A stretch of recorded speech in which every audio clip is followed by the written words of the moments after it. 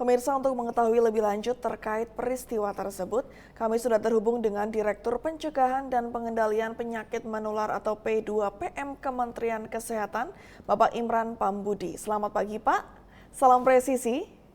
Selamat pagi, salam presisi. Baik, mohon izin Bapak boleh dijelaskan tentang penggunaan nyamuk Wolbachia untuk mengatasi demam berdarah. Ya, jadi tadi saya kira sudah dijelaskan juga sekilas oleh Pak Menteri Kesehatan ya di dalam liputan tadi itu. Mungkin saya bisa ilustrasikan teknologi berwolbachia itu sama dengan kita itu memvaksin nyamuk ya.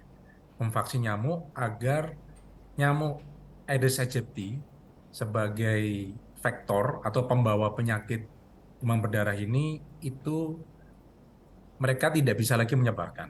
Jadi kalau dia nanti nyamuk ini menggigit seseorang yang sakit atau yang ada virus dengue-nya, nah begitu dia menghisap nyamuk yang ada virusnya tadi itu, kalau nyamuknya itu sudah ada bakteri Wolbachia di situ di tubuhnya, maka virusnya tadi itu akan mati di tubuhnya nyamuk tadi.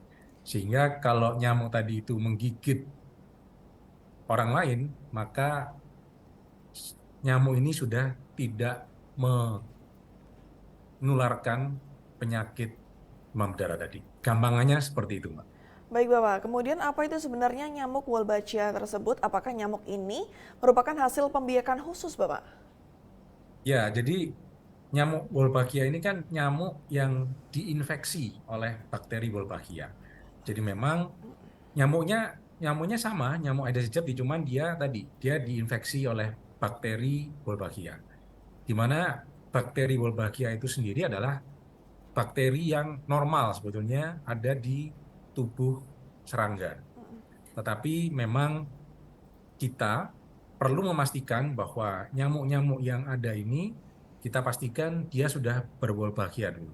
Sehingga nanti nyamuk-nyamuk yang sudah berwolbachia ini kita lepas ya di daerah itu nanti dia akan kawin dengan nyamuk Aedes aegypti yang lain. Sehingga hasil turunannya itu nanti mereka sudah nyamuk yang sudah ada Wolbachia-nya.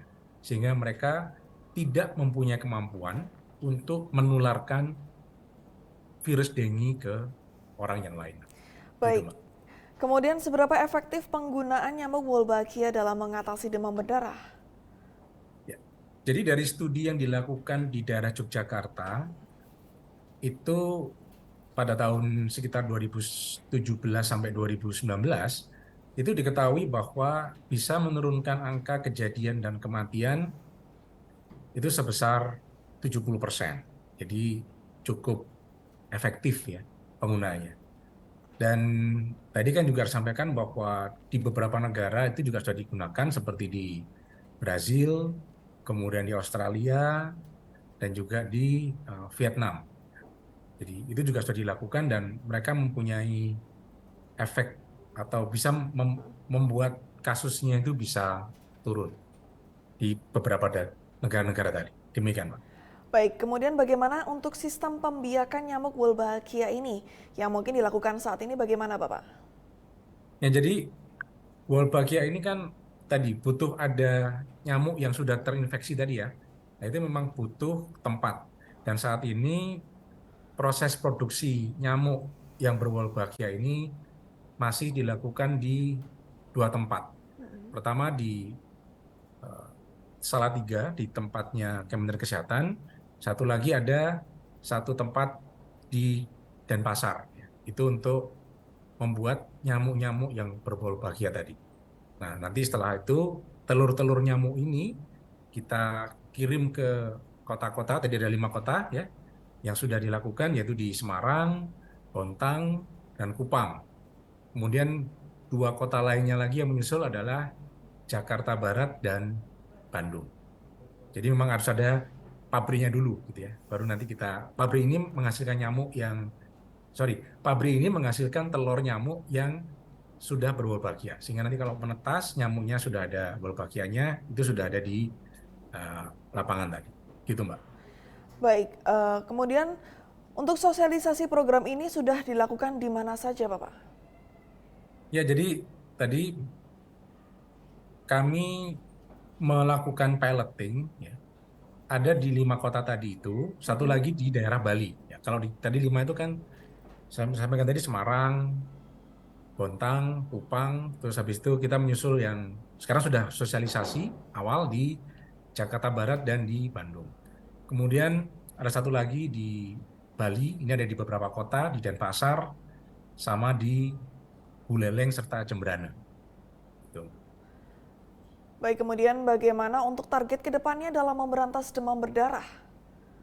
Ya, jadi target ke depan memang saat ini angka kejadian atau kasusnya itu ada sekitar 69.000 ya kasus ya.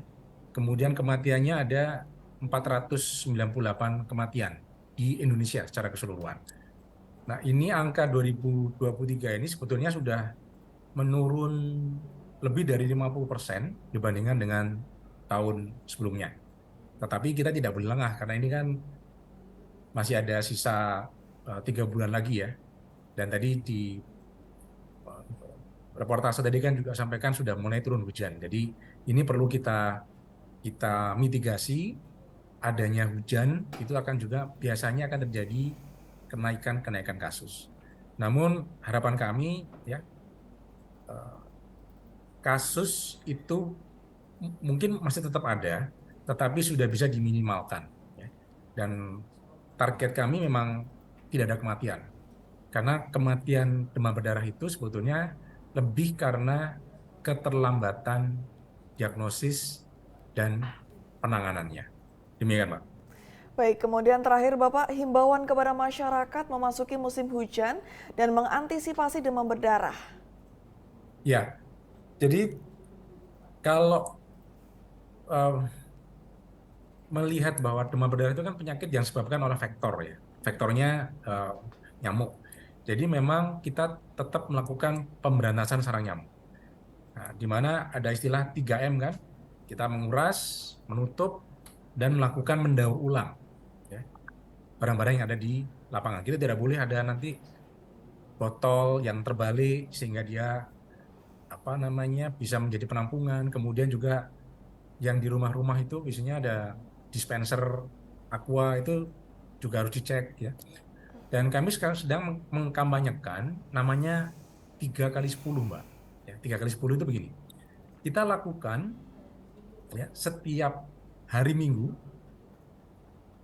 pada jam 10 pagi lakukan pemberantasan sarang nyamuk di rumah masing-masing ya secara masif dan dilakukan selama 10 menit.